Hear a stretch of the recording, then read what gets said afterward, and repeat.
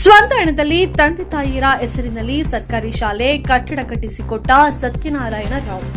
ಸರ್ಕಾರಿ ಶಾಲೆಗಳೆಂದರೆ ಮೂಗು ಮುರಿಯುವ ಕಾಲದಲ್ಲಿ ಸರ್ಕಾರಿ ಶಾಲೆಗೆ ತಮ್ಮ ಸ್ವಂತ ಹಣದಲ್ಲಿ ದಿವಂಗತ ತಂದೆ ತಾಯಿಯರ ಸಾವಿನ ನೆನಪಿಗಾಗಿ ಸರ್ಕಾರಿ ಶಾಲಾ ಕಟ್ಟಡಗಳನ್ನು ನಿರ್ಮಿಸಿಕೊಟ್ಟ ಅಪರೂಪದ ಸನ್ನಿವೇಶ ನಡೆಯಿತು. ಶಿರಾ ತಾಲೂಕು ಬುಕ್ಕಾಪಟ್ಟಣದ ಸರ್ಕಾರಿ ಪ್ರೌಢಶಾಲೆ ಆವರಣದಲ್ಲಿ ವಿದ್ಯಾರ್ಥಿಗಳಿಗೆ ಕೊಠಡಿಗಳ ಸಮಸ್ಯೆ ಬಗ್ಗೆ ಅರಿತ ಬುಕ್ಕಾಪಟ್ಟಣದ ಸಮಾಜ ಸೇವಕ ಶ್ರೀ ಸತ್ಯನಾರಾಯಣರವರು ತಮ್ಮ ತಂದೆ ದಿವಂಗತ ಬಿಎಸ್ ರಾಮರಾವ್ ಹಾಗೂ ತಾಯಿ ದಿವಂಗತ ಗಂಗೂಬಾಯಿ ಅವರ ಹೆಸರಿನಲ್ಲಿ ನಿರ್ಮಿಸಲಾದ ಸರ್ಕಾರಿ ಪ್ರೌಢಶಾಲೆಯ ಹೊಸ ಕಟ್ಟಡವನ್ನು ಇಂದು ಭವ್ಯವಾಗಿ ಉದ್ಘಾಟಿಸಲಾಯಿತು. ನೂತನ ಕಟ್ಟಡದ ಉದ್ಘಾಟನಾ ಕಾರ್ಯವನ್ನು ತುಮಕೂರಿನ ಶ್ರೀ ರಾಮಕೃಷ್ಣ ವಿವೇಕಾನಂದ ಆಶ್ರಮದ ಶ್ರೀ ಶ್ರೀ ವೀರೇಶಾನಂದ ಸ್ವಾಮೀಜಿಯವರು ನೆರವೇರಿಸಿದರು. ಇದೇ ಸಂದರ್ಭದಲ್ಲಿ ಸರ್ಕಾರಿ ಪ್ರೌಢಶಾಲೆ ಅವರ ವಿದ್ಯಾರ್ಥಿಗಳ ಬಿಸಿಯೂಟದ ವಿತರಣೆಗಾಗಿ ಬುಕ್ಕಾಪಟ್ಟಣದ ಶ್ರೀ ಶಿವಕುಮಾರರವರ ಸಹಭಾಗಿತ್ವದಲ್ಲಿ ನಿರ್ಮಿಸಿದ ಶ್ರೀ ಶಿವಕುಮಾರ ಸ್ವಾಮೀಜಿ ದಾಸೋಹ ವಿತರಣಾ ಸಭಾಭವನವನ್ನು ಮತ್ತು ಸತ್ಯನಾರಾಯಣರವರು ನಿರ್ಮಿಸಿಕೊಟ್ಟ ಸರ್ಕಾರಿ ಹಿರಿಯ ಪ್ರಾಥಮಿಕ ಪಾಠಶಾಲೆ ಆವರಣದಲ್ಲಿ ಮಕ್ಕಳ ಆಟೋಪಕರಣ ಉದ್ಯಾನವನವನ್ನು ಕೂಡ ಸಹ ಉದ್ಘಾಟಿಸಲಾಯಿತು. ಇದೇ ಸಂದರ್ಭದಲ್ಲಿ ದಾನಿಗಳಾದ ಸತ್ಯನಾರಾಯಣ ಮತ್ತು ಶಿವಕುಮಾರ್ ಕುಟುಂಬದವರನ್ನು ಕಾರ್ಯಕ್ರಮದಲ್ಲಿ ಸನ್ಮಾನಿಸಲಾಯಿತು. ಶ್ರೀ ರಾಮಕೃಷ್ಣ ವಿವೇಕಾನಂದ ಆಶ್ರಮದ ಶ್ರೀ ಶ್ರೀ ವೀರೇಶಾನಂದ ಸ್ವಾಮೀಜಿ ಮಾತನಾಡಿ, ಹುಟ್ಟು ಆಕಸ್ಮಿಕ, ಸಾವು ನಿಶ್ಚಿತ. ಆದರೆ ಹುಟ್ಟು ಸಾವಿನ ನಡುವೆ ಇತರರಿಗೆ ಒಳ್ಳೆಯದಾಗುವ ಕಾರ್ಯಗಳನ್ನು ಮಾಡಿದರೆ ಅದು ಶಾಶ್ವತವಾಗಿ ಜನ್ಮಗಳಲ್ಲಿ ಉಳಿಯುತ್ತದೆ. ಜನಮನಗಳಲ್ಲಿ ಇದೊಂದು ಹೆಸರಾಗಿ ಉಳಿಯುತ್ತದೆ ಎಂಬ ನಂಬಿಕೆಯನ್ನ ನೆನೆಸುವಂತೆ ಪುತ್ರ ಸತ್ಯನಾರಾಯಣ ರಾವ್ ಹಾಗೂ ಕುಟುಂಬದವರು ತಮ್ಮ ಪೋಷಕರ ಸ್ಮರಣಾರ್ಥ ಲಕ್ಷಾಂತರ ರೂಪಾಯಿ ವೆಚ್ಚವನ್ನ ಮಾಡಿ ಶಾಲಾ ಕಟ್ಟಡವನ್ನ ನಿರ್ಮಿಸಿ ಕೊಟ್ಟಿದ್ದಾರೆ ಎಂದರು. ಕಾರ್ಯಕ್ರಮದಲ್ಲಿ ಮಧುಗಿರಿಯ ಸಾರ್ವಜನಿಕ ಶಿಕ್ಷಣ ಇಲಾಖೆಯ ಉಪನಿರ್ದೇಶಕರಾದ ಮಾಧುಪರೆಡ್ಡಿ, ಶಿರಾ ತಾಲೂಕು ಕ್ಷೇತ್ರ ಶಿಕ್ಷಣಾಧಿಕಾರಿ ಕೃಷ್ಣಪ್ಪ, ತಾಲೂಕು ಪಂಚಾಯತ್ ಕಾರ್ಯನಿರ್ವಾಹಕ ಅಧಿಕಾರಿ ಹರೀಶ್, ಮುಖಂಡರಾದ ತಾಲೂಕು ಪಂಚಾಯಿತಿ ಮಾಜಿ ಅಧ್ಯಕ್ಷ ಮಂಜುನಾಥ್, ಶಾಂತಕುಮಾರ್, ಬುಕ್ಕಾಪಟ್ಟಣ ಗ್ರಾಮ ಪಂಚಾಯಿತಿ ಅಧ್ಯಕ್ಷ ಮುಜಾಹಿದ್, ಸದಸ್ಯರಾದ ದಿವಾಕರ್, ಕಾಂತರಾಜು, ನರಸಿಂಹಯ್ಯ, ಗ್ರಾಮದ ಮುಖಂಡರುಗಳಾದ ಶಿವಕುಮಾರ್, ರಘುರಾವ್, ಬಿಆರ್ಎಂ ಮಂಜುನಾಥ್, ನವೀನ್ ಕುಮಾರ್, ವೆಂಕಟೇಶ್, ಕಿಶನ್, ಚಿತ್ತಯ್ಯ, ಆಟೋ ಕಾಂತರಾಜುನಲ್ಲಿ ಮುತ್ತುರಾಜು, 2 ಶಾಲೆಗಳ ಅಭಿವೃದ್ಧಿ ಸಮಿತಿ ಅಧ್ಯಕ್ಷರುಗಳು, ಸದಸ್ಯರು, ಪ್ರೌಢಶಾಲೆಯ ಮುಖ್ಯ ಶಿಕ್ಷಕ ಜೈನಲುಬ್ದೀನ್ ಕಾಜಿ, ಹಿರಿಯ ಪ್ರಾಥಮಿಕ ಪಾಠಶಾಲೆ ಮುಖ್ಯ ಶಿಕ್ಷಕ ಹನುಮಂತೇಗೌಡ ಸೇರಿದಂತೆ 2 ಶಾಲೆಗಳ ಸಹ ಶಿಕ್ಷಕರು, ಗ್ರಾಮದ ಮುಖಂಡರು, ಸಾರ್ವಜನಿಕರು ಹಾಜರಿದ್ದರು.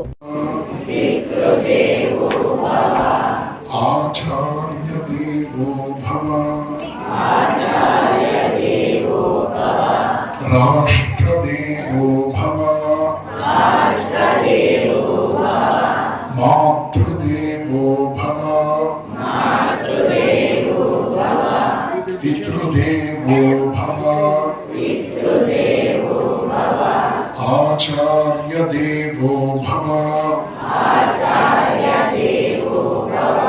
राष्ट्रदेवो भव बोलो भारत माता की, बोलो भारत माता की. ಶ್ರೀರಾಗಿ ಮುಟ್ಟಿತು. ಭಗವಂತನನ್ನ ಶ್ರದ್ಧೆಯಿಂದ ಸ್ಮರಿಸ್ತೇನೆ. ಶಿರಾ ತಾಲೂಕಿನ ಬುಕ್ಕಾಪಟ್ಟಣದಲ್ಲಿ ಇತಿಹಾಸದಲ್ಲಿ ಬರೆದಿಡಬೇಕಾದಂತಹ ಒಂದು ಮಾನವೀಯ ಕಾರ್ಯಕ್ರಮಕ್ಕೆ ಇಡೀ ಸಮಾಜ ತಲೆದೂಗುವಂತಹ ಒಂದು ಪರೋಪಕಾರ ಬಿಂಬಿಸುವ ಕಾರ್ಯಕ್ರಮಕ್ಕೆ ನಾವೆಲ್ಲ ಸಾಕ್ಷಿಯಾಗಿದ್ದೇವೆ. ನಮ್ಮ ಈ ಪವಿತ್ರ ವೇದಿಕೆಯಲ್ಲಿ ಸಾಕಷ್ಟು ಸೇವೆಗಳಿದ್ದು ಊರಿನ ಋಣವನ್ನು ತೀರಿಸುವ ವಿಷಯದಲ್ಲಿ ಅತ್ಯಂತ ಕೃತಜ್ಞತೆಯಿಂದ ನಡ್ಕೊಂಡು ನಮ್ಮ ಊರು, ನಾವು ಓದಿದ ಶಾಲೆ, ನಮ್ಮ ಮಕ್ಕಳಿಗೆ ಒಳ್ಳೇದಾಗ್ಲಿ, ನಮ್ಮ ಊರಿಗೆ ಒಳ್ಳೇದಾಗ್ಲಿ ಅನ್ನೋ ಕೇವಲ ಕನಸು ಕಂಡದ್ದಲ್ಲ, ಆ ಕನಸನ್ನ ಶಕ್ತಿ ಮೀರಿ ನನಸಾಗಿಸಿದಂತಹ ಶ್ರೀಮಾನ್ ಸತ್ಯನಾರಾಯಣ ದಂಪತಿಗಳು ನಿನ್ನೆ ಕೂಡ 3-4 ಜನ ಸಿಗ್ತಾರೆ ಹೇಳ್ತಾ ಇದ್ರು. ಯಾರು ಕೂಡ ಇನ್ಫ್ಲೂಯೆನ್ಸ್ ಬೇಕಿಲ್ಲ, ಫೋನ್ ಬೇಕಿಲ್ಲ, ತೀರಾ ನೇರವಾಗಿ ಹೋಗ್ತಕ್ಕಂಥದ್ದು, ಅವ್ರ ಸಂಬಂಧ ಪಟ್ಟಿರ್ತಕ್ಕಂಥ ವಿಚಾರ ಆದ್ರೆ ಇನ್ನೂ ಹೆಚ್ಚಿನ ಆಸಕ್ತಿ ಆಗಲಿಲ್ಲ ಅಂದ್ರೆ ಅದಕ್ಕೆ ಒಂದು ಒಳ್ಳೆ ಗೈಡೆನ್ಸ್ ಅನ್ನ ಕೊಟ್ಟು ಕಾರ್ಯವನ್ನು ನಿರ್ವಹಿಸತಕ್ಕಂಥ ಯುವ ಸಾಹೇಬರು ಆ ಒಂದು ಸ್ಕೂಲ್ ಫೀಲ್ಡ್ಗೆ NRG ನಲ್ಲಿ ಮಾಡಿಸ್ಕೊಡೋದಕ್ಕೆ ನನಗೂ ಕೂಡ ಒಂದು ಆತ್ಮೀಯತೆ ಬಂತು.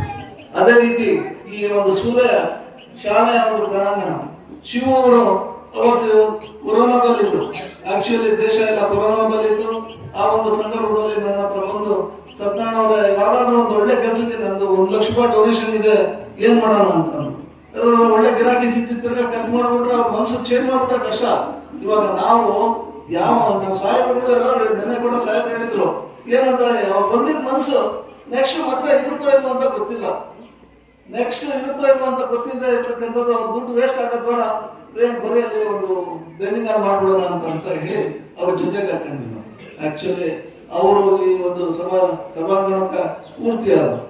ಅದೇ ರೀತಿ ಈ ಶಾಲೆನಲ್ಲಿ ಬಂದಾಗ ನನಗೆ ಏನಾದ್ರು ಈ ಮಕ್ಕಳದ್ದು ಕೊರತೆ ಇದೆ, ಇನ್ನೊಂದಿದೆ ಅಂತ ಅಂದಾಗ ಮೇಷ್ಟ್ರುಗಳು ಹೇಳಿದ್ರು, ಇವಾಗ ಸರ್ಕಾರದ ಗ್ರಾಂಟ್ಸ್ ಅನ್ನೇ ಕಾಯ್ತಾ ಕುತ್ಕೊಂಡ್ರೆ ನಮ್ಮ ಮಕ್ಕಳು ಭವಿಷ್ಯ ಏನಾಗಿದೆ. ನಮ್ಮ ಎಲ್ಲಾ ಶಾಲೆನಲ್ಲಿ ನಾವು ಆವಾಗಲೇ ಪೇಪರ್ಗಳಲ್ಲಿ ಎಲ್ಲಾ ವಿಚಾರಗಳಲ್ಲಿ ಓದ್ತಾ ಇದೀವಿ.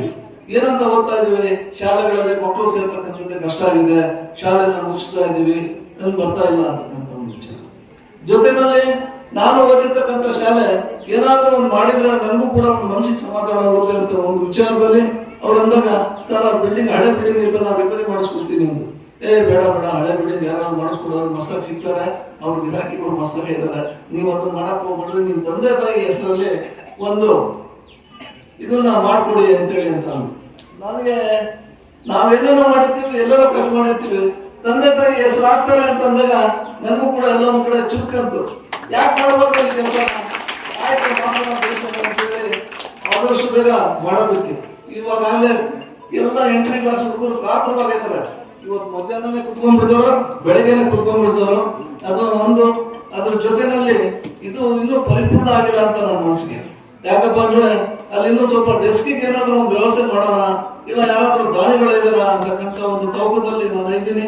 ನೋಡೋಣ ಆ ಭಗವಂತ ಏನ್ ಮನಸ್ಸು ಕೊಡ್ತಾನೆ ಅಂತಕ್ಕಂಥದ್ದು ಸಡನ್ ಆಗಿ ಹೇಳೋಕ್ಕಿಂತ ನಾವು ಮಾಡ್ತಕ್ಕಂಥ ಒಂದು ವಿಚಾರ. ವ್ಯಕ್ತಿಯು ಕೂಡ 3 ಋಣಗಳನ್ನ ಹೊಂದಿರ್ತಾನೆ.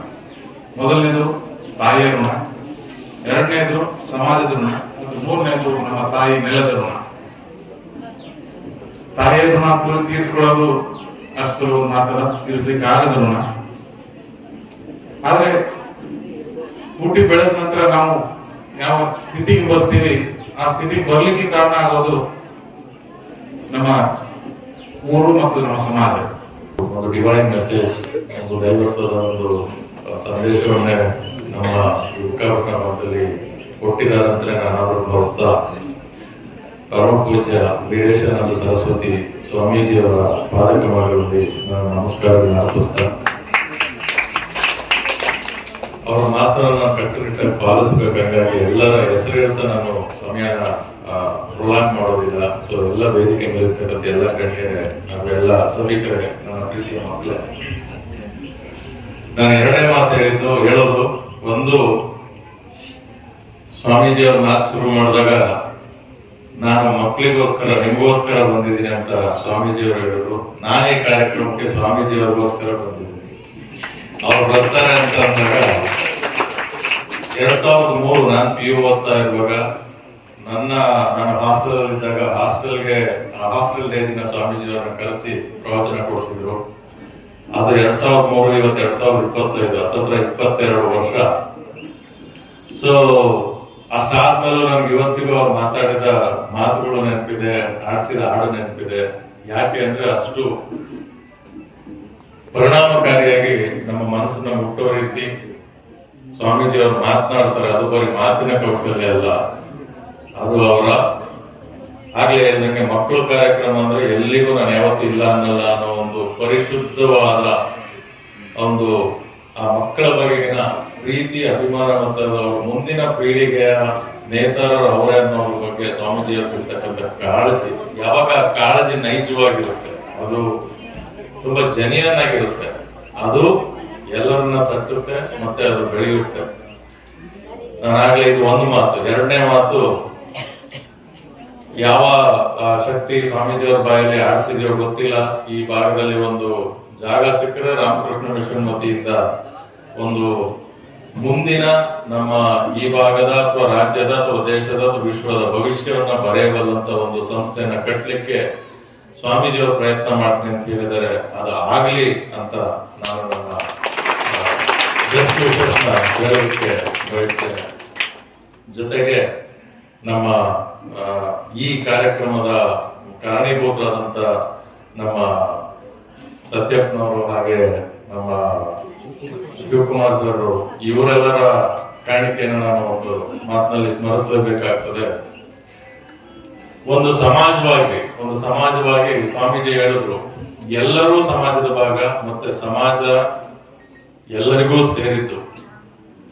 ಆ ರೀತಿಯಾಗಿ ನಾವು ನನ್ನ ಇನ್ವೈಟ್ ಮಾಡ್ಲಿಕ್ಕೆ ಬಂದಾಗ ನಮ್ಮ ಒಂದು ಸಭೆ ನಡೆಸ್ತಾ ಇದ್ದಲ್ಲಿ ಹೇಳಿದೆ, ಈ ಅಳಿಲು ಇರ್ತದಲ್ಲ, ಅಳಿಲು ಸ್ಕ್ವೇರ್, ಸೊ ಅದೇನ್ ಮಾಡ್ತದಂತೆ ಅಂದ್ರೆ ತಾನು ಒಂದು ಹಣ್ಣು ಕಾಯಿ ತಿಂದಾಗ ಏನ್ ಮಾಡ್ತದೆ, ತಿಂದಿದ ನಂತರ ಬೀಜನ ಒಂಚೂರು ಹಿಂಗೆ ಆ ನೆಲನ ಹಿಂಗೆ ದೊಗದ್ ಬಿಟ್ಟು ಅಲ್ಲಿ ಆ ಬೀಜನ ಹಿಂಗಿಟ್ಟು ಅದ್ರ ಮೇಲೆ ಒಂದ್ ಸಾರಿ ಹಿಂಗ್ ಮಣ್ಣು ಮುಚ್ಚಿ ಹೋಗ್ತಾ ಇರುತ್ತಂತೆ.